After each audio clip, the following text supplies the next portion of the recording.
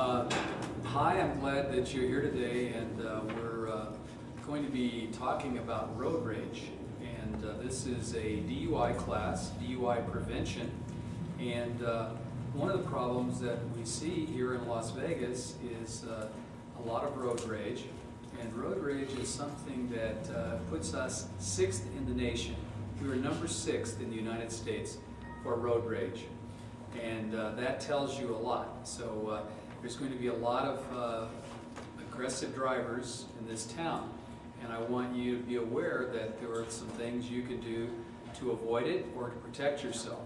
And part of aggressive driving and road rage is also people who are under the influence of alcohol.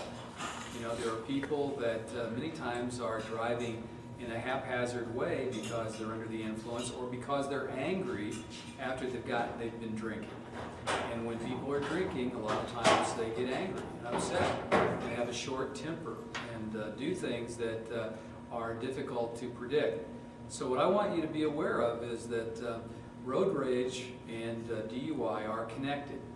And there are people who are doing things with the car that may have to do with cell phones. People get upset because someone's on a cell phone and they're not paying attention. And the driver behind them gets angry because they're going too slowly. The person's driving too slowly with the cell phone on.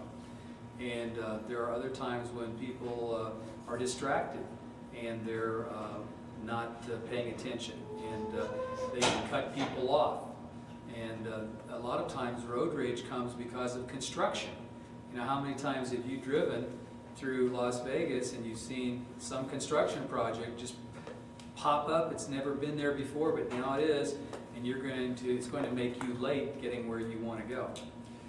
So a good discussion about road rage can start with this inventory, this questionnaire that I've given you.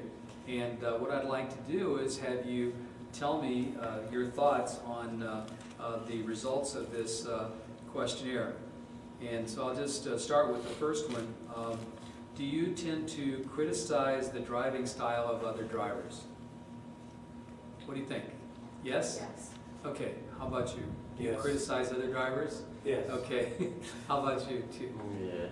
Okay, so basically being critical of other drivers can kind of set us up for feeling like we know what we're doing, but they may not know what they're doing, you know. And so this is a test to let you know what you might think about in terms of road rage, because if you're too critical of other drivers, you might not be very happy with the way they're driving. The next one, speed. Do you speed? Yes. Yes? Okay. Do you speed? No. Never do. You know what? It's good that you are aware of speeding. And they say that traffic tickets, people when they get a traffic ticket, it keeps them from speeding for 2 weeks. That's what the average time is. 2 weeks to keep that on their mind. So it helps a little bit, but when people get a ticket after 2 or 3 weeks, it's not as ingrained and they're not as aware of the problem. So it's good if you can to kind of keep that awareness in your mind. Hey, I got a ticket and I was driving too fast and I'm not going to get another ticket. So what I'm going to do is I'm going to stay within the speed limit. And there's some places that are very tricky about speed limits. I don't think it's very easy to stay within the speed limit because some streets you're driving on, it may be 35 miles an hour, which is typical, but then you go into an area where the houses are fairly close to the street, it may be 25 miles an hour, and you don't realize it, but that's because the cars don't have a chance to turn around very easily coming out of their driveway, so they want people to drive slower. So you have to be very careful of the speed limit. School crossing zones and so forth. It could be 25, it could be 15, depending on the location of the school as you're driving by. So most people think that if they just speed up a little bit, they'll get there faster. But a lot of studies have shown that speed is not the answer to getting somewhere on time, because you only save about 2 minutes at a stoplight.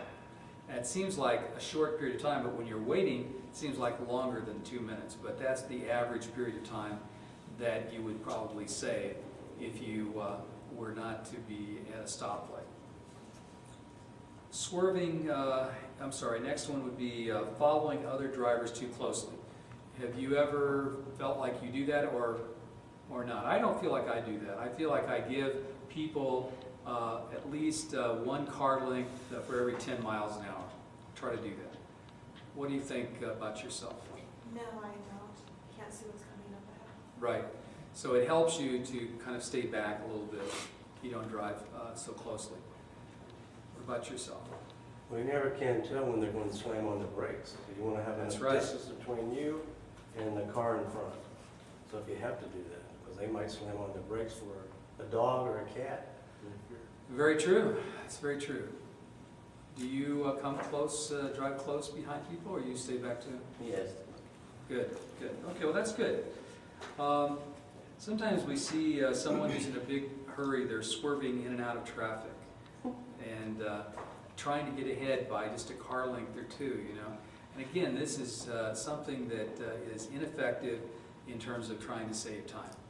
First of all, it's illegal. You're not supposed to do that. You're supposed to stay in a lane, and you're not supposed to leave that lane unless you give a turn signal to move into another lane. And you're supposed to stay there. You're not supposed to go back and forth, weaving in and out. That's against the law, and you can get a ticket for that for reckless driving. And you do realize that you're supposed to always give a signal whenever you turn. A lot of people don't realize that. They think they can just turn without giving a signal. And it's something that you can be stopped for. So don't turn without making a signal. Do you feel like other drivers are out to get you? I don't think anybody here does. I think that's more of some people feel somehow threatened, or sometimes in psychiatric terminology we might say paranoid, worried about how other people view us and think about us. Sometimes when people are on drugs and they're driving, they may do that. They may think people are out to get them, or someone's following them, or something like that, you know. But generally speaking, most of us realize that that is just nonsense. Everybody's too busy to worry about, you know, what you're doing in your car. So that's good that you don't feel that way. Make hand gestures. Do you make hand gestures to other drivers? Sometimes it's called the one-finger salute. Have you ever gotten upset with someone and done that? I have to admit, once I did that, because I was so upset. And when we get upset, we do things a lot of times that are childish and that are immature and that are really acting out. And that only causes more trouble. If someone sees that, then they feel like you're insulting them, and then that creates more of a problem. So it's really important to realize that you don't want to create more of a problem. If something is done that's incorrect, someone cuts you off, or someone is following you too closely, or something like that, it's really, you're not the police force, okay? You're not sworn in to do something to stop people's driving behavior. The best thing you can do is be courteous. And sometimes being courteous means just focusing on the task at hand, looking straight ahead, not even giving anyone any kind of reinforcement for their behavior. Have you ever cut off another driver? Maybe accidentally. Have you ever done that? You have? And did you realize what you were doing, or at the time after you did it, or what? I just felt really stupid, like, sorry, didn't mean to do that. Mm-hmm. And they flipped me the bird, and I was like, well, fine. Not the bird. Yeah, one time I did that, and it was totally innocuous. I didn't mean to do it. What happened was I made a right-hand turn on red, and as I made this turn, there was a bus right in front of me.